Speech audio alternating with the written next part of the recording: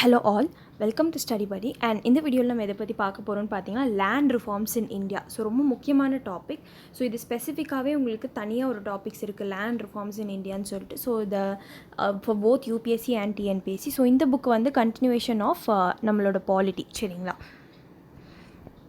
So அதுக்கு முன்னாடி வந்து அன்அகாடமியோட ப்ளஸ் கோர்சஸ் பற்றி நான் உங்களுக்கு வந்து சொல்லிடுறேன் டீட்டெயில்டாக. ஸோ அன்அகாடமியில் வந்து உங்களுக்கு டிஎன்பிஎஸ்சி கோர்சஸ் வந்து போயிட்டுருக்கு. ஸோ அதில் பேட்ச் கோர்சஸ் வந்து இன்ட்ரடியூஸ் பண்ணியிருக்காங்க. ஸோ அதில் இலக்கு அப்படிங்கிற கோர்ஸ் வந்து தமிழ் மீடியம். ஸோ மார்ச் 1 நாளையிலேருந்து ஸ்டார்ட் ஆகுது. மார்ச் 1 ஸ்டார்ட் ஆக போகுது. அண்ட் இது வந்து குரூப் 2 தேர்வுக்கான முழுமையான தொகுதி பாடநெறின்னு சொல்லியிருக்காங்க. ஸோ உங்களுக்கு குரூப் 2க்கு தேவையான விஷயங்கள் எல்லாம் இந்த டாப் 8 எஜுகேட்டர்ஸ் வந்து எடுப்பாங்க. So each subjects will be handle by them. Latchiyam அப்படிங்கிற கோர்ஸ் வந்து குரூப் 2க்கான ஃபவுண்டேஷன் கோர்ஸ். ஸோ இது வந்து மார்ச் 2 ஸ்டார்ட் ஆகுது. அண்ட் வெற்றி வாகை அப்படிங்கிறது AAO அண்ட் AHO எக்ஸாமுக்கு பேப்பர் 2க்கு வந்து 30 டே ஜென்ரல் ஸ்டடீஸ் கிராஷ் கோர்ஸ் வந்து நடத்துகிறாங்க. அண்ட் டெஸ்ட் சீரீஸும் இருக்குது. ஸோ டெஸ்ட் சீரீஸ் பார்த்திங்கன்னா இலக்கு அப்படிங்கிற டெஸ்ட் சீரீஸ் Feb 6 ஸ்டார்ட் ஆகிடுச்சு.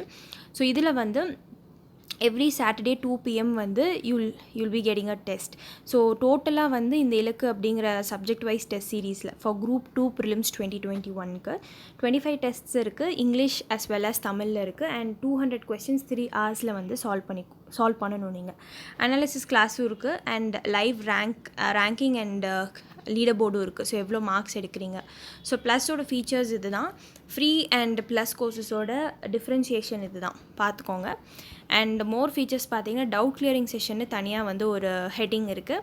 So this is how you learn with அன்அகாடமின்னு வந்து சொல்லுவாங்க கடைசியில். ஸோ இதை வந்துட்டு உங்களுக்கு 10% ஒரு கோர்ஸ்லேயும் ஆஃப் கிடைக்கணும் அப்படின்னா யூஸ் மை நேம் SHIFNAS அப்படிங்கிற கோடு வந்து கீழே ரெஃபரல் கோடு இருக்கா அப்படின்னு சொல்லி ஒரு கிஃப்ட் பாக்ஸ் மாதிரி கேட்கும். ஸோ அந்த கிஃப்ட் பாக்ஸில் போய் கிளிக் பண்ணி ரெஃபரல் கோடுக்கு என்னோடய நேம் SHIFNAS அப்படிங்கிறது யூஸ் பண்ணிங்க அப்படின்னா 10% உங்களுக்கு ஆஃப் கிடைக்கும், சரிங்களா? ஸோ இப்போ நம்ம டாப்பிக்குள்ளே போயிடலாம். அண்ட் இன்கேஸ் நம்மளோட சப்ஸ்கிரைபர்ஸ் ஸ்டடி படியில் பார்த்துட்ருக்கிறவங்க யாராவது இன்கேஸ் நீங்கள் அன்அகாடமியில் ஏதாவது கோர்ஸ் வந்து வாங்குறீங்க, ஸோ வாங்கணும்னு நினச்சிட்ருக்கீங்க அப்படின்னா ப்ளீஸ் நோட்டிஃபை மீ. ஸோ நீங்கள் நாளைக்கு உங்களுக்கு ஏதாவது ப்ராப்ளம்ஸ் வந்தால் நான் அவங்கக்கிட்ட பேசி உங்களுக்கு அதை ரிசால்வ் பண்ணி தருவேன். So definitely notify me. In case நீங்கள் வாங்கியிருந்தாலோ இல்லை வாங்க போகிறீங்க அப்படின்னா என்னோடய கோட் யூஸ் பண்ணி வாங்கியிருக்கீங்க அப்படின்னா ப்ளீஸ் நோட்டிஃபை மீ, சரிங்களா? இப்போ நம்ம டாப்பிக்குள்ளே போயிடலாம்.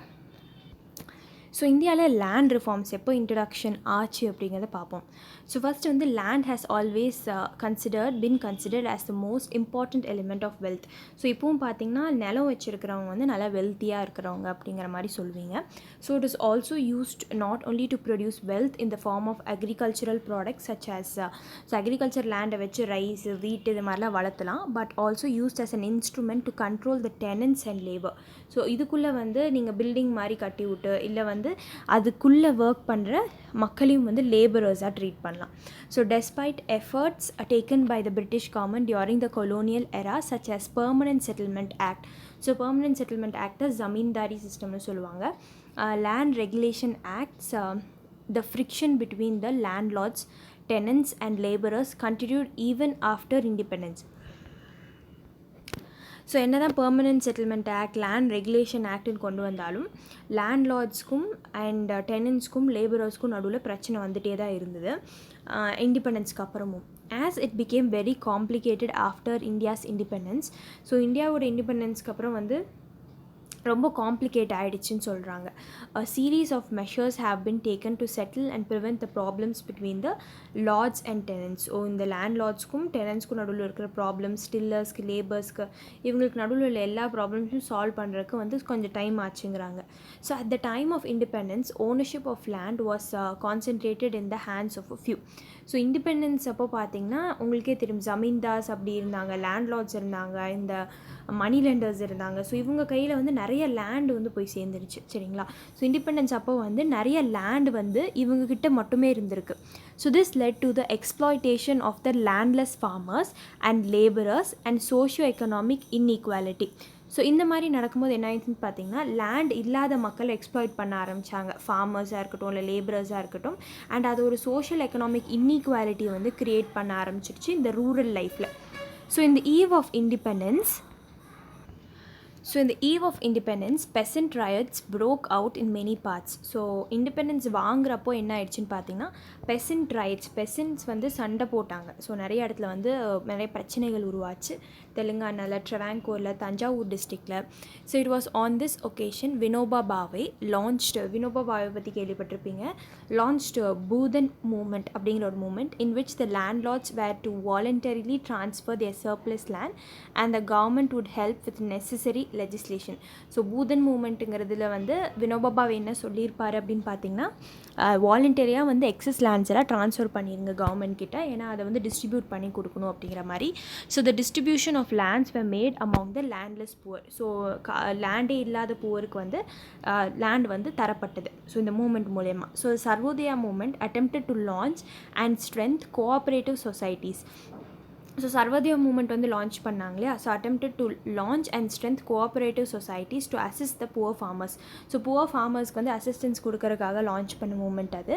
இன் Tamil Nadu Jagannathan and Krishnammal strived hard to make the Bhoodan. So Tamil Nadu பக்கம் பார்த்திங்கன்னா ஜெகநாதனும் கிருஷ்ணமாலும் வந்து இந்த பூதன் மூமெண்ட்டும் சர்வோதயா மூமெண்ட்டும் பாப்புலரைஸ் ஆக்கணும் அப்படிங்கிற மாதிரி நினச்சாங்க.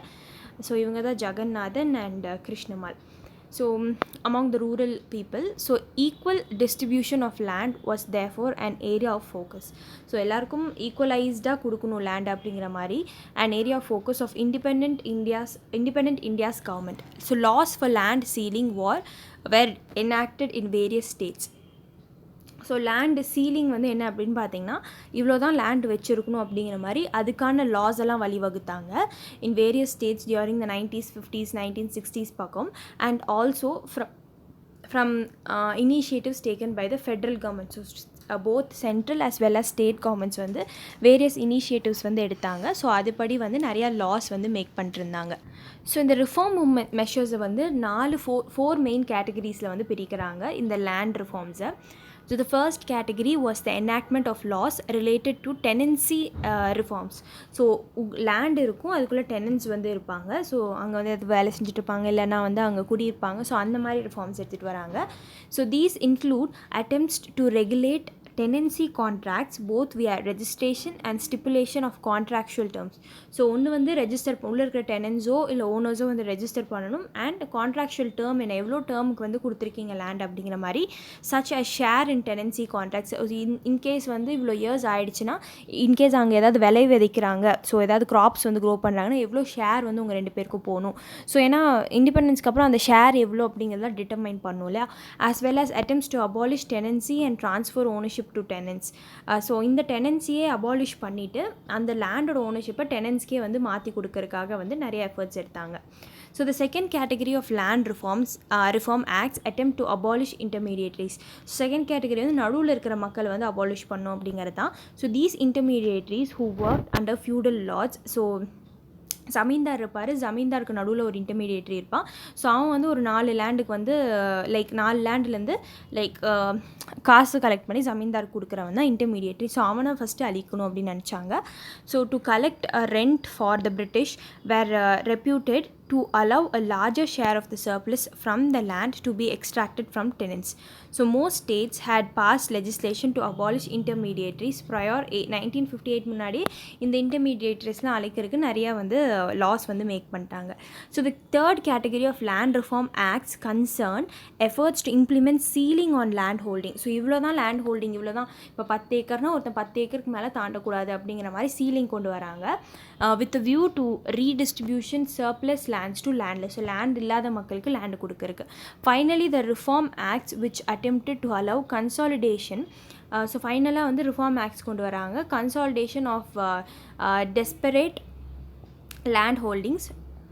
Though these reforms and in particular the latter were justified partly in terms of achieving efficiency in agriculture. So இதெல்லாம் எதுக்கு பண்ணுறாங்க, லேண்டில் எதுக்கெலாம் ட்ரான்ஸ்ஃபர் பண்ணுறாங்க, லேண்ட் ரிஃபார்ம்ஸ் ஏன் கொண்டு வராங்கன்னு பார்த்தீங்கன்னா அக்ரிகல்ச்சரில் எஃபிஷியன்சி கொண்டு வரக்காக. It is clear from the acts themselves and from the political manifesto supporting the acts that the main impetus driving the first 3 reforms were poverty reduction. So எதுக்காக வந்து அக்ரிகல்ச்சர் வந்து நல்லா கொண்டு வரணும்னு சொன்னாலும் மெயினாக முன்னாடி கொண்டு வந்த மூணு ஆக்ட்ஸ்க்கும் என்ன அதுக்கான ஒப்ஜெக்டிவ் பார்த்தீங்கன்னா பாவர்ட்டியை ரெடியூஸ் பண்ணணும், அதுக்கு லேண்டை நீங்கள் பிரித்து கொடுக்கணும். சரிங்களா. ஸோ இப்போ வந்து லேண்ட் ரிஃபார்ம்ஸ் வந்து இண்டிபெண்டன்ஸ்லேருந்து என்னென்ன லேண்ட் ரிஃபார்ம்ஸ் கொண்டு வந்தாங்க அப்படிங்கிறத பார்ப்போம். ஸோ இங்கே பார்த்திங்கன்னா land reforms, the peculiarities of Indian agriculture combined with the declared desire to bring out economic development as well as social justice led the government. So என்ன சொல்கிறாங்கன்னா, இந்தியன் அக்ரிகல்ச்சரில் நீங்கள் எடுத்துக்கிட்டிங்கன்னா, ஸோ இந்தியன் அக்ரிகல்ச்சருக்கு ஒரு பெக்யூலாரிட்டி இருக்குது, ஒரு ஸ்பெஷாலிட்டி இருக்குது. ஸோ அது இல்லாமல் combined with the declared desire to bring about economic development கொண்டு வரணும். இந்தியாவில் அக்ரிகல்ச்சரையும் வந்து இந்தியா வந்து அக்ரிகல்ச்சர் தான் அப்போது வந்து மெயின் ஹோல்டே. As well as social justice, மக்களையும் வந்து இம்ப்ரூவைஸ் பண்ணி எடுத்துகிட்டு போகணும். ஸோ இந்த post independence period to undertake a comprehensive programme of land reforms. So இதெல்லாம் ஒன்றா சேர்த்து பண்ணணும்னா லேண்ட் ரிஃபார்ம்ஸ் கொண்டு வரணும் அப்படிங்கிறது தெரிஞ்சுது.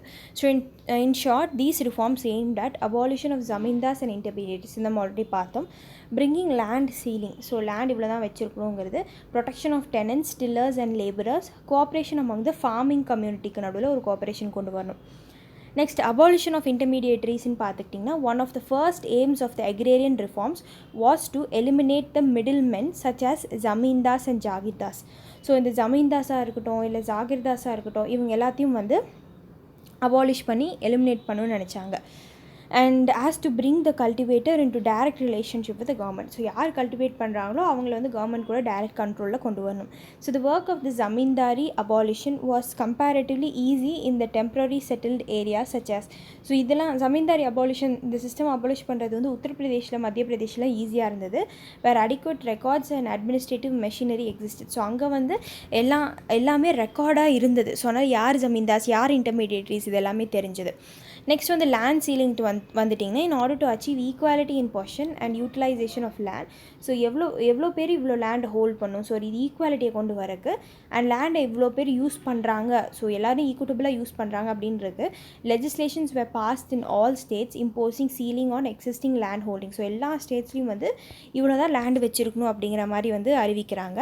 As well as on future acquisition of land, ஃபியூச்சர்லேயும் வந்து எல்லாத்தையுமே நீங்கள் அக்வயர் பண்ண முடியாது அப்படிங்கிற மாதிரி சொல்லிடுறாங்க. How provisions relating to level transfers and exemptions differed considerably. So இந்த மாதிரி எவ்வளோ லெவல் வச்சுருக்கணும், இந்த லேண்டு நான் வச்சுருக்கிறது யாருக்கு ட்ரான்ஸ்ஃபர் பண்ணணும், அண்ட் வந்து சில பேர் வந்து எக்ஸம்ட் பண்ணுவாங்க. ஸோ இவ்வளோ நீங்கள் வந்து இவ்வளோ வச்சுருக்கீங்க, நீங்கள் வந்து கொடுக்க வேணாம் அப்படிங்கிற எக்ஸப்ஷனும் வந்து it differed from state to state, ஸ்டேட்டுக்கு ஸ்டேட் அது வந்து மாறிச்சு. So in Assam, Jammu and Kashmir, West Bengal and Manipur there were one uniform ceiling limit irrespective of the class of land. So land வந்து அக்ரிகல்ச்சர் லேண்டோ இல்லை நான் அக்ரிகல்ச்சர் லேண்டோ அதெல்லாம் வந்து இல்லாமல் எல்லா இடத்துலையும் வந்து ஈக்குவலண்ட்டாக வந்து பிரித்தாங்க. Ceiling being fixed at 50 acres வந்து சீலிங் வந்து ஃபிக்ஸ் பண்ணுறாங்க. 22 quarter acres அண்ட் வந்து 3/4 of acres அண்ட் 25 acres ரெஸ்பெக்டிவாக வந்து இப்படி தான் பிரிக்கிறாங்க சீலிங் லிமிட்டை. ஸோ இந்த ஸ்டேட்ஸ்லாம் ஒன்றா சேர்ந்து. So but due to differences in uniformity among states the land ceiling became a political issue and was not properly implemented. So இந்த மாதிரி ஒழுங்காக வந்து வேறு மாதிரி ஒரு ஸ்டேட் இம்ப்ளிமெண்ட் பண்ணுறனால பிரச்சனை வர ஆரம்பிக்குது. அது ஒரு பொலிட்டிக்கல் இஷ்யூ ஆகிடுது அடுத்து. ஸோ ஒரு பார்ட்டியும் எடுத்து அதை பற்றி பேச ஆரம்பிச்சிடுறாங்க. டெனன்ட் ரெகுலேஷன் அப்படிங்கிறது third attempt was to bring uniformity and regulation of agrarian labour. So agriculture labours வந்து அங்கே ஒரு யூனிஃபார்மிட்டி கொண்டு வரணும். அண்ட் டெனன்சி, ஸோ அதுக்குள்ளே ஒரு லேண்டுக்கு அடியில் இருக்கிற டெனன்ஸ் அவங்கள வந்து ரெகுலேட் பண்ணும். Consequently governments in the centre and state have formulated agrarian policy. So நிறைய அக்ரேரியன் பாலிசி வந்து ஃபார்முலேட் பண்ணியிருப்பாங்க. Aimed at reducing disparities in wealth. So வெல்த்தாக இருக்கட்டும் அண்ட் இன்கம்மாக இருக்கட்டும், இதில் இருக்கிற டிஸ்பேரிட்டிஸை வந்து குறைக்கணும்னு நினச்சாங்க. எலிமினேட்டிங் எக்ஸ்ப்ளாய்டேஷனை வந்து கம்மிப்படுத்தணும். Providing security for the tenant and ஒர்க்கர்ஸ்க்கு வந்து செக்யூரிட்டி கொடுக்கணும். And opportunity different sections of the rural பாப்புலேஷனுக்கு வந்து ஆப்பர்ச்சுனிட்டி வந்து கொடுக்கணும். With these guidelines provided by the planning commission. So planning commission தான் வந்து இதுக்கான கைட்லைன்ஸ் வந்து ப்ரொவைட் பண்ணுறாங்க. The state governments adopted certain measures. So planning commission நம்ம ஆல்ரெடி பார்த்தோம். ஸ்டேட் கவர்மெண்ட்ஸ் வந்து பிளானிங் கமிஷன் கொடுத்த கைட்லைன்ஸ் படி சில மெஷர்ஸ் வந்து அடாப்ட் பண்ணுறாங்க. வித் ரெகுலேஷன், ரெண்ட் ரெகுலேஷன் இவ்வளோ தான் வாங்கணுங்கிறது, செக்யூரிட்டி ஆஃப் டென்யூர், உள்ளுக்குள்ளே வந்து டெனன்ஸ் இருக்கும்போது அவங்கள வந்து சடனாக வந்து தூக்கி போயிருங்க அப்படின்னு சொல்ல முடியாது. அதுக்கு வந்து அக்ரிமெண்ட்ஸ் போடுவாங்க. Conferment of ownership on tenants. So இது வந்து இப்போதைக்கு லீஸ்க்கு எடுத்திருந்தாங்கன்னா இவ்வளோ தூரம் வந்து இப்போ 1 or 2 yearsக்கு வந்து இந்த லேண்ட் எனக்கு சொந்தம் அப்படிங்கிற மாதிரி இதுக்கு எல்லாத்துக்குமே அக்ரிமெண்ட்ஸ் கொண்டு வருவாங்க. So next வந்து cooperative farming. So the fourth attempt was cooperative farming, where farmers take the land for lease. So land வந்து லீஸ்க்கு எடுத்து and pool the resources to make a collective attempt to farm, and the profit will be equally divided after settling the rent and expense. So அந்த ப்ராஃபிட்டை வந்து rent எக்ஸ்பென்சஸ்லாம் வந்து போனதுக்கப்புறம் பிரிச்சுப்பாங்க. Until late 1960s, a total of 7,294 cooperative farming societies have a membership. So இவ்வளோ cooperative farming societies இருந்தது. So 7,000க்கு மேலே இருந்தது. So அதுலேருந்து மக்கள் பார்த்திங்கன்னா 1.88 lakhs இருந்தாங்க. had been formed and these covered an area. So 3.93 lakh hectares வந்து கவர் பண்ணியிருக்கு இவ்வளோ cooperative societies. however many of these societies were defunct and some existed only on paper. So இது வந்து ஃபங்க்ஷனபிளாக இல்லை. ஸோ சம் வந்து சிலது வந்து பேப்பரில் மட்டும்தான் எக்ஸிஸ்ட் ஆகிட்டு இருந்தது, இந்த மாதிரி இருக்குது அப்படிங்கிற மாதிரி. And for the sake of obtaining state grants, though their land was cultivated in the old way. So ஸ்டேட்டோட ஹெல்ப் வாங்கணும், அதுலேருந்து மணி வாங்கணும் அப்படிங்கிறதுக்காக மட்டும் தான் பேப்பரில் இருந்துச்சு. So in these there was neither the pooling of resources not joint cooperation of land. So resources யாரும் வந்து இப்போ 4 மக்கள் ஒன்றா சேர்ந்து வந்து காசு போட்டு எந்த புது டெக்னாலஜியும் இம்ப்ரூவ் பண்ணி ஃபார்மிங்கும் பண்ணல. ஸோ இல்லை 4 பேர் ஒன்றா சேர்ந்தும் ஃபார்மிங்கும் பண்ணல. அந்த லேண்டு இருக்குது, ஸோ அங்கே கோஆப்ரேட்டிவ் ஃபார்மிங் பண்ணுறோம் அப்படிங்கிற மாதிரி வந்து பேப்பரில் வந்து போட்டிருக்காங்க. a number of these were formed with a desire to evade land reform measures. So land reform மெஷர்ஸை வந்து ஸோ இந்த இவ்வளோ தான் சீலிங் அந்த மாதிரிலாம் இருக்குது இல்லையா, ஸோ அதை தடுக்கிறதுக்காக இந்த மாதிரி கோஆப்ரேட்டிவ் ஃபார்மிங் பண்ணுறோம் அப்படி இப்படின்னு போட்டு வச்சுருக்காங்க. ஸோ இதுதான் வந்து இதில் சொல்லியிருக்காங்க. அண்ட் நெக்ஸ்ட் வந்து land bill 6 facts you need to know கொடுத்துருக்காங்க. ஸோ இது வந்து நெக்ஸ்ட் வீடியோவில் நம்ம கவர் பண்ணுவோம். And that's it for the video guys. Thank you for வாட்சிங்.